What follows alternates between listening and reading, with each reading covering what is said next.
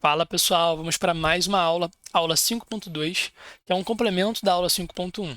Na aula 5.1, eu abordei com você sobre os 6 primeiros princípios para o gerenciamento de projetos, que o nosso livro PMBOK 7 coloca, beleza? E agora chegou o momento de eu falar sobre os 6 últimos. Assim como na nossa última aula, eu vou passar um próximo slide, você vai ver os 6 últimos princípios e depois a gente aprofunda em cada um deles. Legal? Vamos lá! Pessoal, princípio 7, 8, 9, 10, 11 e 12.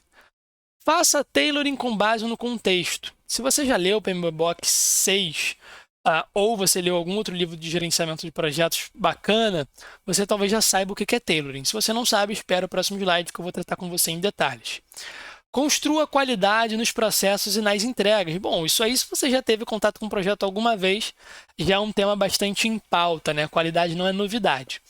Navegue pela complexidade. Mais uma vez, o PMBOK 7 aí dando bastante atenção a essa questão da complexidade. Otimize as respostas aos riscos. Beleza? A gente vai ver as especificidades dessa resposta, né? Como é que faz em um contexto ou outro, como é que se comporta isso, mas calma.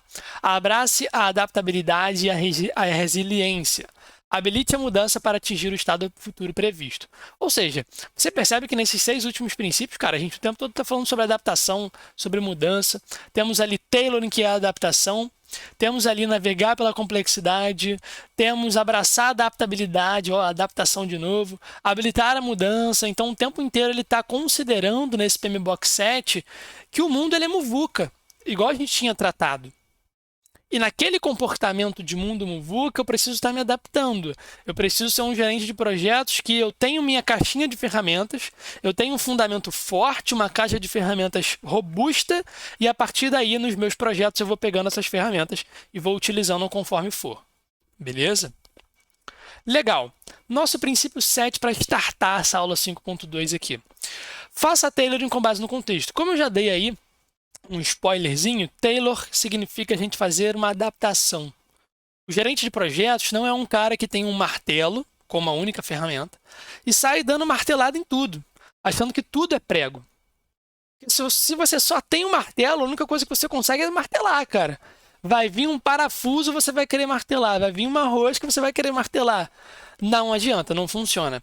Então, o seu papel enquanto gerente de projetos e a visão que eu gostaria de te passar de uma vez por todas é: gerenciamento é um trabalho de caixa de ferramentas. Você vai ter um amplo conhecimento, uma base forte, vai dominar um monte de técnicas, mas você vai passar por várias situações em que muitas dessas técnicas não se aplicam. E que, na verdade, até outras técnicas que ainda não são do seu domínio vão se aplicar e você vai ter que correr para poder aprender. Beleza? Então é sobre ter uma caixa de ferramentas legal, robusta e saber utilizar essas ferramentas. Beleza? Construa a abordagem de desenvolvimento do projeto com base no contexto. Tailoring é sobre isso. Ou seja, se você pega no nosso PMBOK 6, cara, ele é lotado de processos. Tem muito processo. Tem grupo de processo que se combina com as 10 áreas do conhecimento e vai produzindo isso, aquilo, outro. E isso é muito difícil de você conseguir gravar e de utilizar tudo. Então, desde a nossa última edição lá, do PMBOK 6, né, não falando ainda desse número 7, ele já pediu para que você fizesse tailoring. Ou seja, você vai olhar todos aqueles processos lá e você vai escolher, de acordo com o contexto do seu projeto, o que você deve utilizar. O que cabe, o que traz reais benefícios e o que não traz, o que seria desperdício. Beleza? Só que dessa vez aqui no 7 ele deixa ainda mais claro, ele coloca um princípio da gestão de projetos falando exatamente sobre tailoring. Beleza? Utilize apenas o suficiente em termos de processo para atingir o resultado desejado. Meu camarada, eu já te disse isso. Mas todos os processos que estão no PMBOK 6, que a gente vai passar vários deles aqui no treinamento, seja para risco, para stakeholder, para recursos, para custo, independentemente daquilo que você esteja lidando, existe uma gama de processos que o mercado te recomenda, que as boas práticas te recomendam. Mas será que tudo aquilo você tem que fazer? A resposta é não. Você tem que utilizar apenas aquilo que é suficiente, aquilo que é necessário para atingir um bom resultado. Isso tem muito a ver com a mentalidade Lean, né? O Lean Thinking.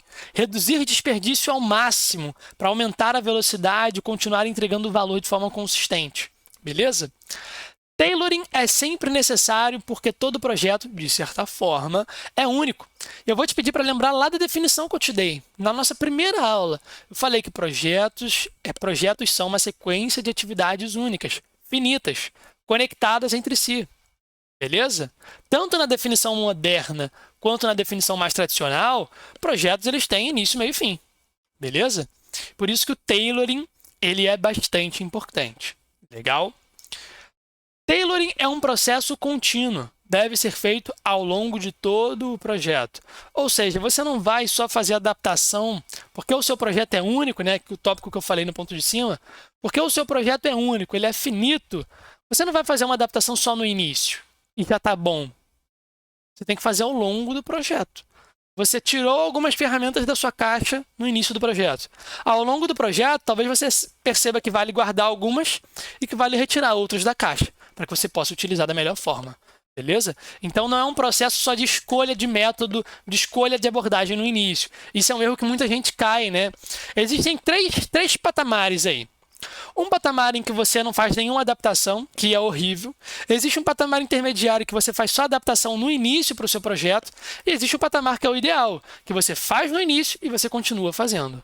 Beleza? Por favor, não se mantenha no 1, pelo amor de Deus, né, já que você está assistindo esse treinamento aqui.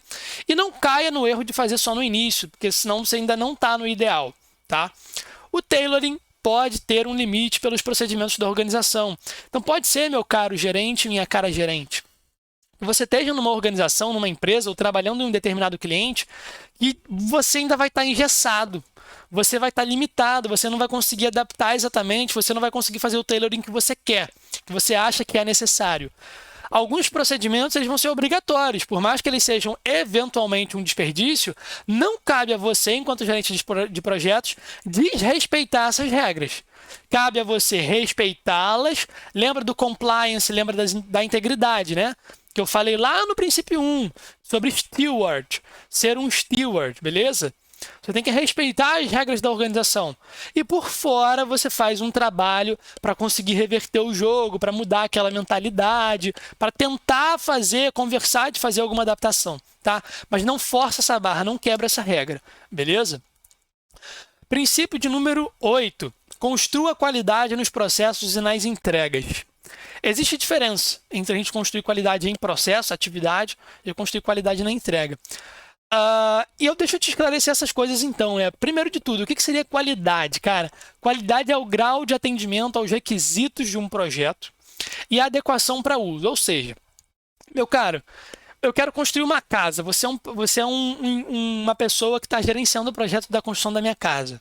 Eu vou te entregar uma série de requisitos que eu quero. Tá? Eu quero a minha cozinha assim, eu quero meu banheiro assado, eu quero a distribuição de cômodos assim, assim, assim, eu quero essa quantidade de cômodos, nós vamos ter tanto para construir a casa, tanto de espaço em metros quadrados, ela vai ter um tamanho, uma altura tanta, tantos andares. Eu vou te dar um monte de requisito, um monte de especificação. Isso, obviamente, como eu já disse, são os requisitos. São as obrigatoriedades que eu tenho que cumprir. Tá? E uma outra coisa é a adequação ao uso. Então, você tem que pensar no seu projeto, né? Isso envolve qualidade. Como é que eu vou estar utilizando aquilo ali? Como é que eu vou estar utilizando a solução que você me forneceu? Você desenhou a casa para que eu a utilize da melhor maneira? Eu faço o melhor proveito daquela moradia ali? Então, é isso que é adequação ao uso. Além de você se importar com os requisitos que foram definidos, você também se importa com o uso que aquele cliente, que aquele usuário vai estar fazendo da sua solução. Beleza? Isso inclui também a capacidade de satisfazer as necessidades declaradas ou implícitas do cliente. Então, às vezes, não é só aquilo que está no documento, aquilo que o seu cliente já te disse, aquilo que está no papelzinho que vocês assinaram. Tem muita coisa que talvez o seu cliente não tenha te dito, mas que é importante de você tentar extrair dele, conversar, se comunicar com as partes interessadas para deixar isso bem mapeado nos processos ali de monitoramento da sua qualidade, de investigação do projeto, beleza? A qualidade em entregas, já fazendo a diferenciação entre entregas e atividade, a qualidade em entregas, ela é uma qualidade que é feita por inspeção e por teste. Seja você estando em um ambiente adaptativo, seja você estando em um ambiente preditivo. Pessoal, a qualidade em atividades e processos, ela é feita por análise e por auditorias. Você, que talvez já conheça o Scrum, vai falar para mim, caramba, mas cara, a gente não faz nada disso dentro do Scrum. Deixa eu te contrariar um pouco. Olha, quando a gente está falando de qualidade de entrega, a gente fala sobre inspeção e testes. Existe uma pequena reunião, um pequeno evento dentro do Scrum, que está descrito lá no Scrum Guide, né? Que é a Sprint Review, ou seja, revisão da sprint. Nessa reunião de Sprint Review, a gente revisa o incremento, ou seja, aquilo que foi produzido para colher feedback e reunir esses insumos para uma próxima sprint ou para as próximas sprints. O que é isso, além de uma inspeção de um teste? Então é isso que eu estou querendo te mostrar. Esses princípios aqui não são de uma gestão tradicional, eles são de qualquer tipo de gestão. Dentro de um projeto mais tradicional, você não vai fazer uma sprint review, você vai fazer um outro tipo de coisa. Mas aí, nos métodos ágeis, nessa coisa que está muito em voga hoje em dia, a gente tem maneiras também de controlar a qualidade. A mesma coisa em atividades e processos. Olha, dentro do Scrum, a gente tem um camarada chamado Scrum Master. Essa pessoa tem que garantir que os eventos estão sendo feitos, para garantir a eficiência ali, a eficácia do Scrum, mas ela tem que fazer também com que todo mundo entenda os porquês. Por que está fazendo cada uma das coisas? O que seria isso além de uma análise e uma auditoria? Ou seja, eu preciso ver, eu preciso monitorar se o meu time está entendendo o propósito das coisas, se o meu time está executando os processos aí do Scrum, para que a gente garanta uma adesão ao framework, para visar o atingimento dos seus objetivos. Beleza? Então, independentemente do método que você pegue, meu caro, minha cara, os processos de qualidade sobre entregas e sobre processos, eles vão existir, tá bom?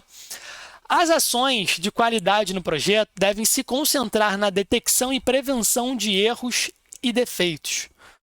Isso vale para tudo, tá? Quando a gente está fazendo uma ação de qualidade para revisar uma entrega, revisar um incremento, a gente está tentando entender como as coisas funcionaram para, primeiro, identificar o erro e depois evitar que ele aconteça. Tá? Para que a gente sempre esteja nessa lógica de melhoria contínua. Em ciclos preditivos ou adaptativos, o objetivo da atividade de qualidade ele é igual. Já que eu já falei algumas vezes, citando alguns exemplos, pegando ali um pouco do Scrum para te explicar. É interessante que eu vá mesclando esses conhecimentos para que você fique com a cabeça borbulhando, isso vai te fazer muito bem. Tá? Nono, navegue pela complexidade. A complexidade ela pode surgir de diversos locais, né? E de diversos momentos do projeto. Ou seja, é difícil. Por quê? Pode vir do comportamento humano, que é aquele terceiro ponto que eu estou colocando ali. Pode vir de interações no sistema, lembra? Um projeto pode fazer parte de uma coisa maior. Ou ele pode ter dentro dele coisas menores. E isso pode gerar complexidade para a gente. Pode ter incerteza, ou seja, uma falta de clareza. Pode ter ambiguidade, ou seja, um entendimento diferente sobre a mesma coisa. Então, a complexidade ela se apresenta de diversas formas, tem diversas fontes, e ela está inserida ao longo do seu projeto. Você não pode tratar, né, lidar com essa complexidade só no início. Você tem que fazer isso ao longo, é um trabalho contínuo, beleza?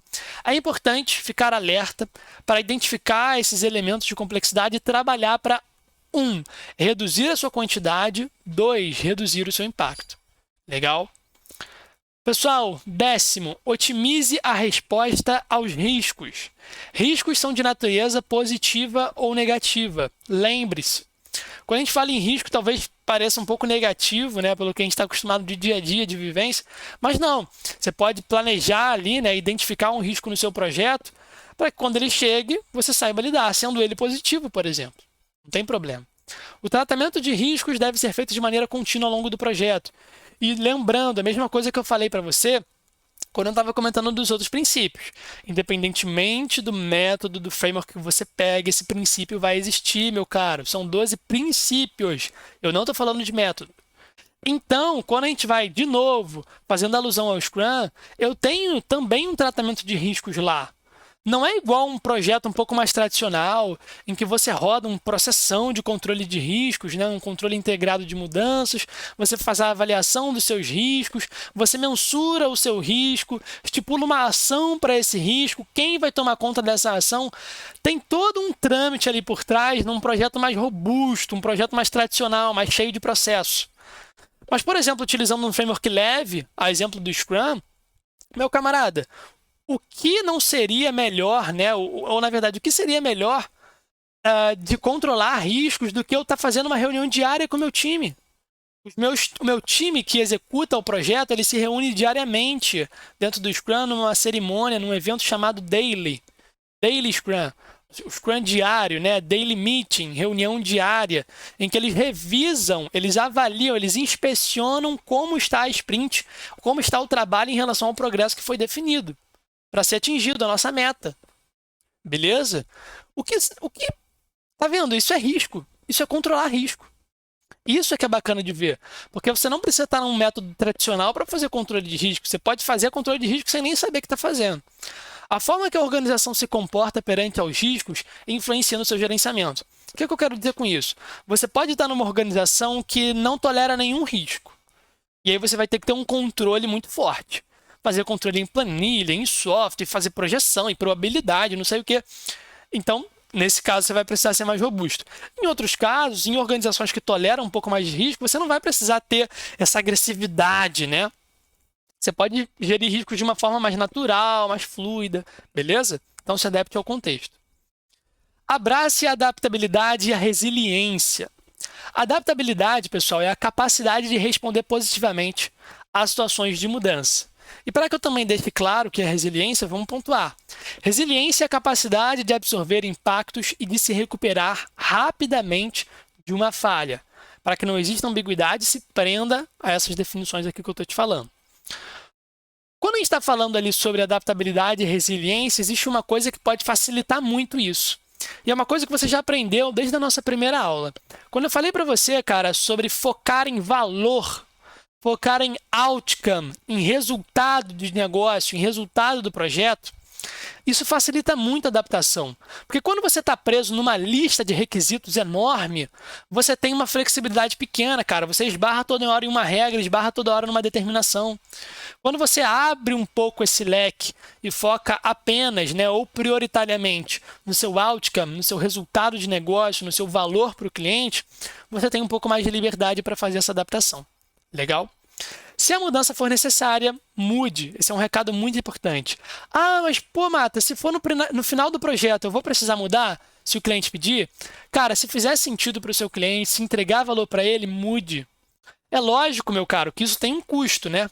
E por isso que eu falo para você o seguinte, a adaptação ela deve ser feita de forma holística.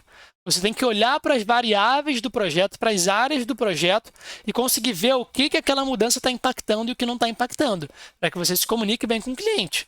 Então, se o seu cliente, faltando um mês para o projeto, ele prefere dobrar o escopo, ou ele prefere, por exemplo, acrescentar algumas coisas, mudar a forma com a qual outras coisas foram feitas, poxa, isso vai ter um impacto em tempo, isso vai ter um impacto em custo, isso vai ter um impacto em recurso.